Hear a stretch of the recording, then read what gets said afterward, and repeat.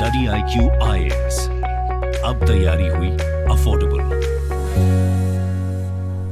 Hello students, welcome to study IQ's initiative the podcast.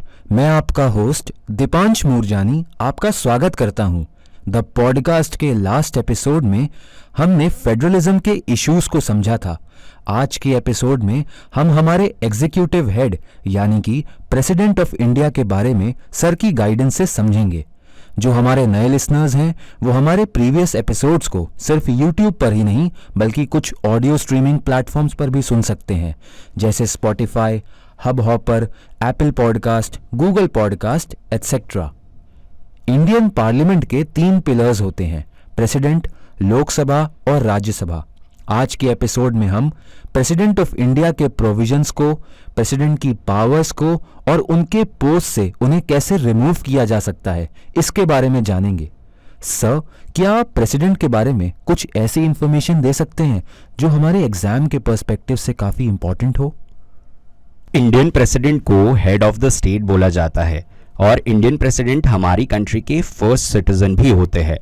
President को union executive का एक बहुत इंपॉर्टेंट पार्ट माना जाता है और प्रेसिडेंट से रिलेटेड सभी प्रोविजंस हमारे कॉन्स्टिट्यूशन में आर्टिकल 52 से लेकर आर्टिकल 62 तक मेंशन्ड है।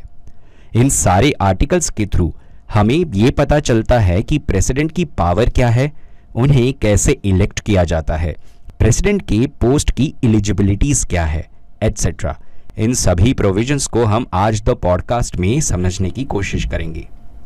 प्रेसिडेंट को हमारी कंट्री की सॉलिडारिटी, इंटीग्रिटी और यूनिटी का एक सिंबल भी माना जाता है। सर, क्या आप हमें प्रेसिडेंट को इलेक्ट करने का जो प्रोसीजर है उसके बारे में सिंपल वर्ड्स में कुछ बता सकते हैं? अब हम ये समझेंगे कि प्रेसिडेंट को इलेक्ट कैसे किया जाता है। अगर प्रेसिडेंट के इलेक्शन के प्रोसेस की बात की जाए तो प्रेसिडेंट को डायरेक्ट इलेक्शन के थ्रू इलेक्ट नहीं किया जाता। उन्हें इनडायरेक्ट इलेक्शन के माध्यम से इलेक्टोरल कॉलेज के थ्रू इलेक्ट किया जाता है। उस इलेक्टोरल कॉलेज में इलेक्टेड मेंबर्स पार्टिसिपेट कर सकते हैं। फॉलोइंग ऐसे 3 इलेक्टेड मेंबर्स जो प्रेसिडेंट के इलेक्शन में हिस्सा लेते हैं। नंबर 1, लोकसभा और राज्यसभा के elected members. Number 2, state legislative assemblies के elected members. Number 3, union territories में सिर्फ दिल्ली और पुदुचेरी के इलेक्टेड मेंबर्स पार्टिसिपेट करते हैं। हमने ये तो समझ लिया कि प्रेसिडेंट के इलेक्शन में कौन कौन पार्टिसिपेट करता है, पर अब हम ये समझने की कोशिश करेंगे कि प्रेसिडेंट के इलेक्शन में कौन पार्टिसिपेट नहीं करता है। नंबर 1, राज्यसभा के जो नॉमिनेटेड मेंबर्स होते हैं वो प्रेसिडेंट के इलेक्शन में पार्टिसिपेट नहीं कर सकते। दूसरे, लेजिस्लेटिव काउंसिल के इलेक्टेड और नॉमिनेटेड मेंबर्स प्रेसिडेंट के इलेक्शन में पार्ट नहीं ले सकते। और तीसरा, स्टेट लेजिस्लेटिव असेंबली के जो नॉमिनेटेड मेंबर्स होते हैं वो भी इलेक्शन का हिस्सा नहीं बनते। और दिल्ली और पुदुचेरी की स्टेट लेजिस्लेटिव असेंबली के भी नॉमिनेटेड मेंबर्स इलेक्शन में हिस्सा नहीं ले सकते।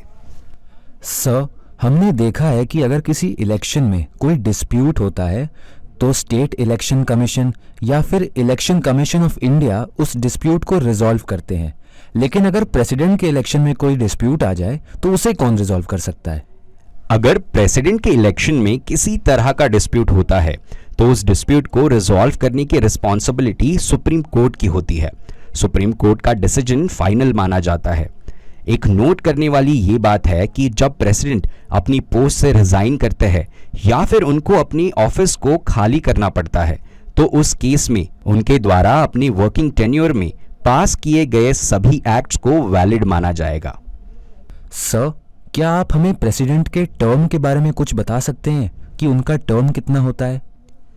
अगर हम प्रेसिडेंट ऑफिस के टर्म की बात करें तो एक बार जब प्रेसिडेंट इलेक्ट हो जाते हैं तो वो अपनी पोस्ट को 5 साल तक होल्ड कर सकते हैं। इसका मतलब प्रेसिडेंट का टर्म 5 इयर्स होता है। प्रेसिडेंट अपनी ऑफिस को तब तक वैकेट नहीं करते जब तक इलेक्शन प्रोसेस पूरी तरह से कंप्लीट नहीं हुई हो या फिर नए प्रेसिडेंट को इलेक्ट ना किया गया हो। प्रेसिडेंट को री इलेक्ट भी किया जा सकता है। सर, हम सभी स्टूडेंट्स ये जानने के लिए काफ़ी इंक्विजिटिव हैं कि अगर कोई इंडिविजुअल प्रेसिडेंट बनना चाहता है तो उसके लिए उसे कौन सी कंडीशंस को फुलफिल करना होगा। ये सारी कंडीशंस प्रेसिडेंट के पोस्ट की एलिजिबिलिटी दर्शाता है।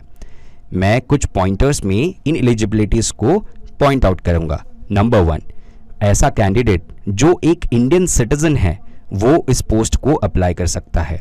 दूसरा, उसकी उम्र 35 साल यानी 35 ईयर्स होनी चाहिए। और तीसरा, अगर वो कैंडिडेट लोकसभा का मेंबर बना हुआ है तो उसको वो सीट वैकेट करनी पड़ती है। चौथा, वो कैंडिडेट कोई भी ऑफिस ऑफ प्रॉफिट होल्ड नहीं कर सकता, यानी कि सेंट्रल, स्टेट या किसी भी पब्लिक अथॉरिटी में वो पहले से कोई ऑफिस होल्ड नहीं कर सकता आफ्टर बिकमिंग प्रेसिडेंट। सर, इन एलिजिबिलिटीज के अलावा प्रेसिडेंट के ऑफिस से क्या कोई रिलेटेड कंडीशंस भी होती हैं? अब हम प्रेसिडेंट के ऑफिस की कुछ कंडीशंस को फॉलोइंग पॉइंट से समझने की कोशिश करते हैं। नंबर 1, कोई भी कैंडिडेट जो प्रेसिडेंट की पोस्ट के लिए अप्लाई कर रहा है वो लोकसभा और राज्यसभा का मेंबर नहीं होना चाहिए। अगर वो इन दोनों में से किसी एक का भी मेंबर है तो उन्हें उस हाउस की मेंबरशिप को त्याग देना पड़ता है। दूसरी कंडीशन ये होती है कि उस कैंडिडेट को किसी भी ऑफिस ऑफ प्रॉफिट को नहीं होल्ड करना चाहिए, जैसे कि मैंने पहले ही डिस्कस किया था।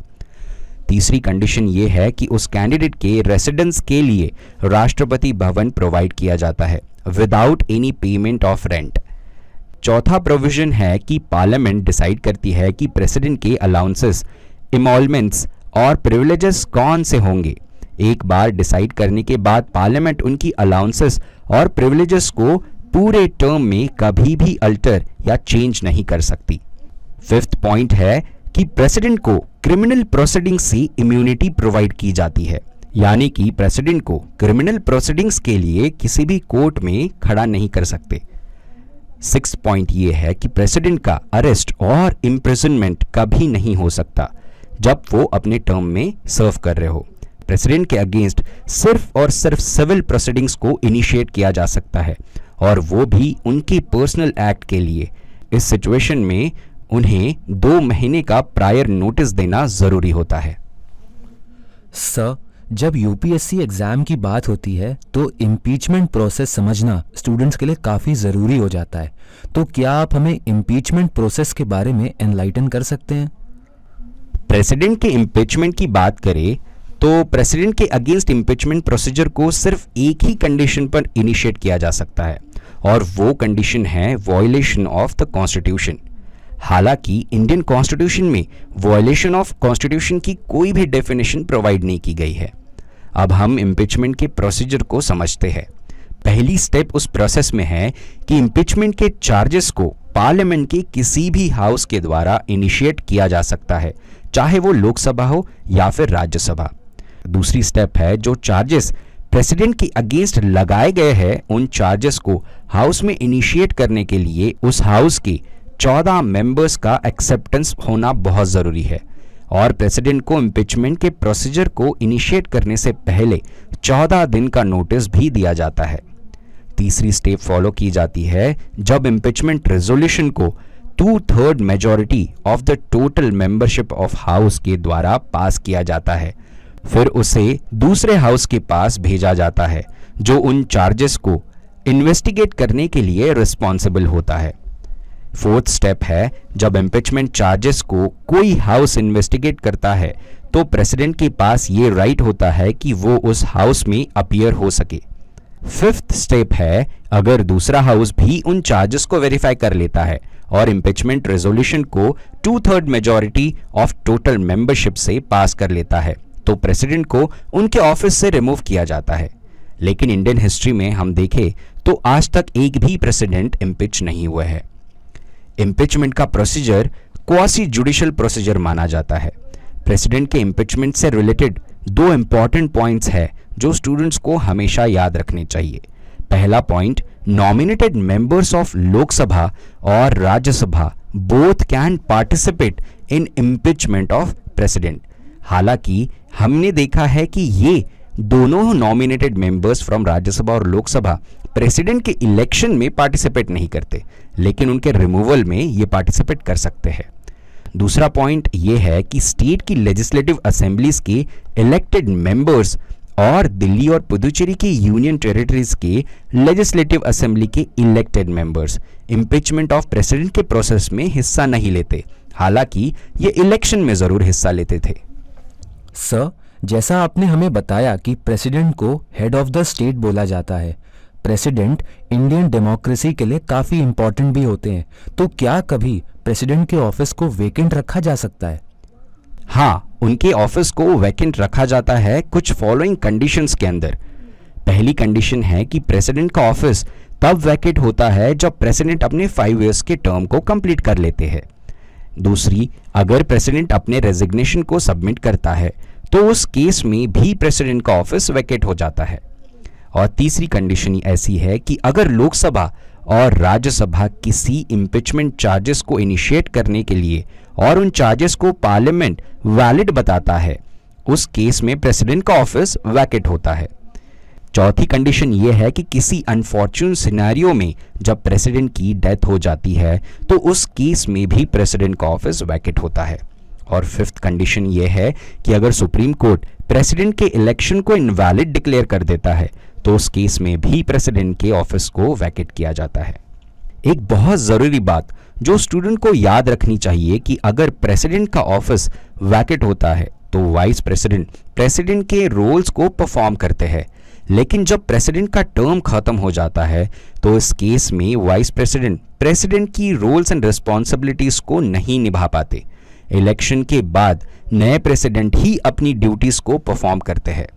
प्रेसिडेंट्स एक्ट 1969 की बात की जाए तो अगर कभी भी वाइस प्रेसिडेंट के ऑफिस को वैकेंट रखना पड़े तो चीफ जस्टिस ऑफ इंडिया उस केस में वाइस प्रेसिडेंट की रोल्स एंड रिस्पॉन्सिबिलिटीज को परफॉर्म करते हैं।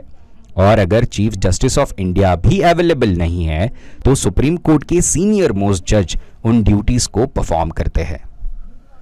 Sir, thank you for your explanations. Dear listeners, आज के पॉडकास्ट को हम यहीं पर कंक्लूड करते हैं। नेक्स्ट एपिसोड में एक नए टॉपिक के साथ हम फिर से आपसे कनेक्ट करेंगे। तब तक आप स्टडी IQ के साथ बने रहिए एंड कीप स्टडिंग।